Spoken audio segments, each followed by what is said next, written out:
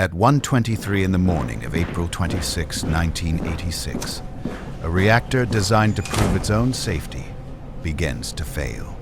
The explosion that follows does not destroy a city in seconds. It erases a future in slow, invisible waves. 49,000 people sleep just 3 kilometers away, unaware that their world has already ended. What they wake up to, or never wake up to, will redefine humanity's relationship with atomic energy forever. How does a routine safety test become the most catastrophic nuclear accident in all of recorded human history? What combination of flawed design, institutional secrecy, and systemic silence allows a reactor to collapse from within? The answer is not found only in the physics of a reactor. It lives deep inside the architecture of power itself. This is not simply the story of an explosion. It is the story of what happens when certainty becomes dangerous. In the years before 1986, the Soviet Union presents its nuclear program as the pinnacle of technological progress. Atomic energy plants are monuments of industrial confidence, massive concrete structures, national symbols of power. The Chernobyl Nuclear Power Plant, built in the 1970s near the town of Pripyat in northern Ukraine, is a flagship facility. Reactor number 4, the newest unit of the complex, uses a Soviet-designed system known as the RBMK. This reactor type is powerful and cost-effective, capable of producing enormous quantities of electricity continuously. But the RBMK contains a physical characteristic that its designers classify rather than correct or disclose. At low power, under certain conditions, the reactor can become unstable, accelerating instead of shutting down. This flaw is documented in classified technical reports. It never reaches the operators who work inside the plant. Pripyat itself is a model Soviet city, purpose-built for the plant's workforce and their families in the 1970s. Its wide boulevards, modern apartment blocks, schools, and cultural centers reflect deliberate urban planning. Workers at Chernobyl receive above-average wages, access to well-stocked stores, and quality public services. The city has an amusement park scheduled to open on May 1st, 1986. 5 days from now, the rides never move. On the evening of April 25th, the night shift assumes control of Reactor 4 for a long-delayed technical test.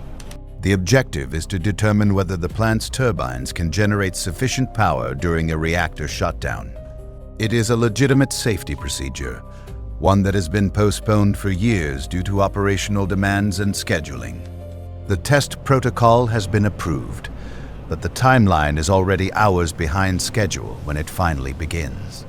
By the time the test starts, the reactor is operating at an unstable low power level that was not part of the plan. At 1 hour, 23 minutes and 4 seconds, the shift director initiates the experiment, despite readings that no longer match the original parameters. The control rods begin their descent into the core, but the reactor's power does not fall. It begins to climb. An operator recognizes the anomaly and initiates an emergency shutdown, pressing the AZ5 button at 1 hour, 23 minutes and 39 seconds. The graphite-tipped control rods enter the reactor core, and instead of stopping the reaction, they briefly amplify it. In under 3 seconds, reactor output surges to levels estimated at 100 times its maximum design capacity. At 1 hour, 23 minutes and 45 seconds, 2 successive explosions rupture the reactor vessel and blow apart the 1,000-ton upper shield. The first explosion is a massive steam release. The second involves the ignition of hydrogen and burning graphite. Portions of the reactor core are exposed directly to the open night sky above the Chernobyl complex. Burning debris, including fragments of nuclear fuel, is scattered across the rooftops and grounds of the plant. The emergency call goes out as a fire at an electrical facility. Local fire brigades respond within minutes. They arrive without specialized protective equipment. They have no information about radiation levels at the site. The dosimeters available at the plant that night cannot measure the actual levels present. Their scales are too low. When instruments read at maximum, supervisors assume the equipment is broken. The instruments are working correctly. Firefighters climb onto the rooftops of surrounding buildings to prevent the fire from spreading to other reactors. They work through the night with hoses and standard gear. Their courage in that darkness becomes part of history. By dawn, over 100 emergency responders have received significant radiation exposure during the response effort. Back inside the control room, operators and engineers attempt to assess what has actually happened to the reactor. Many initially believe the core remains intact. The visible evidence outside tells a different story entirely. The Soviet nuclear safety system does not have a protocol for what is now occurring at Chernobyl Reactor 4. By morning, radiation levels in parts of the plant and surrounding area have reached extraordinary measurements. Officials in Moscow receive initial reports that describe the incident as a fire, not a core explosion. The Soviet institutional culture of that era prioritizes managing information before managing the crisis itself. Hours pass before the full extent of the situation begins to reach decision-makers at the national level. Meanwhile, in Pripyat, the morning of April 26th unfolds almost normally for most of the city's residents. Children go to school. Markets open. People notice a faint metallic taste in the air, but are given no warning. Soviet authorities make the decision to evacuate Pripyat on the afternoon of April 27th, more than 30 hours later. Residents are told to take essentials for 2 or 3 days. Almost no one brings more.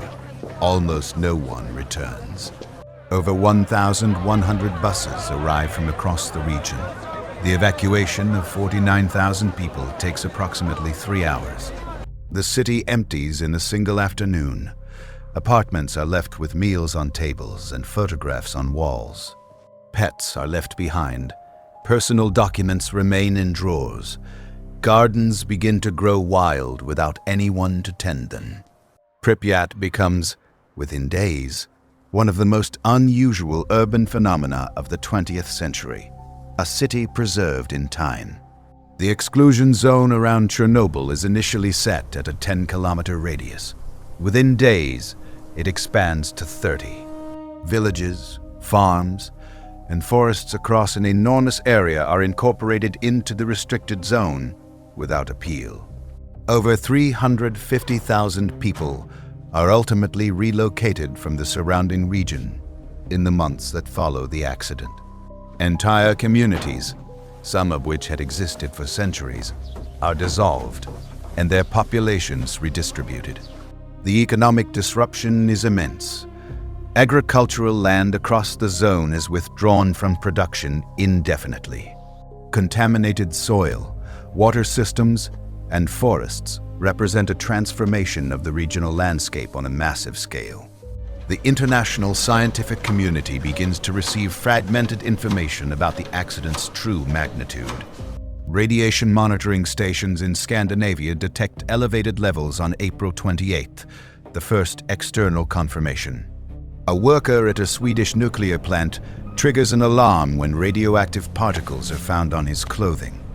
The source is traced not to Sweden, but to an event somewhere in Soviet territory. The world begins to ask questions. On April 28th, Soviet state television broadcasts a brief 20-second announcement acknowledging an accident at Chernobyl. It is the first public statement. It offers no details about the scale of the release or the status of the reactor. European governments begin issuing advisories about produce, rainwater, and outdoor activities in affected regions. The radioactive plume does not respect borders. It crosses into Scandinavia, Eastern Europe, and Western Europe. Atmospheric modeling in the following days reveals the dispersal of cesium-137, iodine-131, and other isotopes. The area most severely affected by the fallout extends well beyond the exclusion zone in a complex, irregular pattern. Inside the damaged reactor, the situation remains unstable for weeks after the initial explosion takes place. The core continues to burn, releasing radioactive material into the atmosphere through the exposed reactor building. Soviet authorities mobilize an extraordinary response. Miners, engineers, soldiers, and specialists from across the country. Helicopters drop thousands of tons of sand, boron, and lead onto the exposed reactor to suppress the ongoing fire. The effort is massive in scale and represents one of the largest emergency industrial operations in Soviet history. By mid-May, the open burning of the reactor core is brought under control, though contamination continues from the site. The construction of a protective concrete shelter, later known as the Sarcophagus, begins in late May of 1986. Over 600,000 workers participate in the containment and cleanup effort over the following years of remediation. These workers, known in Russian as Liquidators, come from every part of the Soviet Union to assist. They include firefighters, military reservists, construction workers, scientists, and medical professionals. Their collective labor stabilizes the site and prevents further large-scale atmospheric release of radioactive material. The sarcophagus is completed in November 1986, just 7 months after the explosion, an engineering achievement under pressure. But it is not a permanent solution. It is a rapid response to an emergency that had no established precedent. Within the sealed reactor, something extraordinary and deeply troubling is forming in the months after the accident. The molten nuclear fuel, mixed with concrete, sand, and structural materials, flows downward through the lower levels. It solidifies into an irregular mass of corium, a substance that has never existed before outside of nuclear theory. The largest deposit, found in the basement of the reactor building, is estimated to weigh approximately 200 tons. Scientists who first photograph it call it the elephant's foot because of its appearance when documented in 1986. Even years after formation, the radioactivity of this mass remains so intense that proximity is profoundly hazardous. Early photographs are taken with remotely operated cameras because no human being can safely approach the object. It stands as a physical monument to what occurs when nuclear material exceeds every boundary of controlled use. The elephant's foot will remain dangerous on a human timescale that extends far beyond any institutional memory. Economically, the Chernobyl accident imposes costs on the Soviet state that compound an already strained system. Estimates of the total financial impact range from $700 billion to over $1 trillion across 3 decades. The accident occurs during a period of significant internal pressure on Soviet political and economic structures. Soviet leader Mikhail Gorbachev later acknowledges that Chernobyl is a turning point in his thinking about the system. The accident exposes, in an irreversible and public way, the gap between official claims and institutional reality. Glasnost. The policy of increased openness accelerates in part because silence becomes impossible after Chernobyl. The event changes not only Soviet governance, but the global conversation about nuclear energy and industrial transparency. In the years following 1986, nuclear power plant construction projects are reconsidered or cancelled across multiple countries. Public confidence in nuclear energy falls sharply in Western Europe and North America as the full picture emerges. Germany, Italy, Sweden, and other nations hold national debates about the future of their domestic nuclear programs. Scientific communities internationally begin a comprehensive review of reactor design safety standards and oversight. The International Atomic Energy Agency revises its protocols and expands international inspection frameworks significantly. New categories of nuclear emergency planning are established by governments that had never prepared for such scenarios. The 30-kilometer exclusion zone around Chernobyl becomes, in an unexpected way, a massive ecological study area. Without human activity, forests reclaim roads and buildings. Animal populations re-establish themselves across the zone. Scientists observed that despite elevated background radiation, biodiversity in the zone is remarkable and complex. It is not a paradise. The ecological effects of long-term radiation exposure are a subject of ongoing scientific study.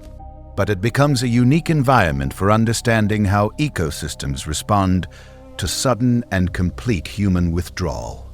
The city of Pripyat remains uninhabited. Its buildings still stand, frozen in the aesthetic of a Soviet spring. The amusement park, its yellow Ferris wheel visible above the tree line, becomes an iconic image of the 20th century. Tourists visit the zone in organized groups.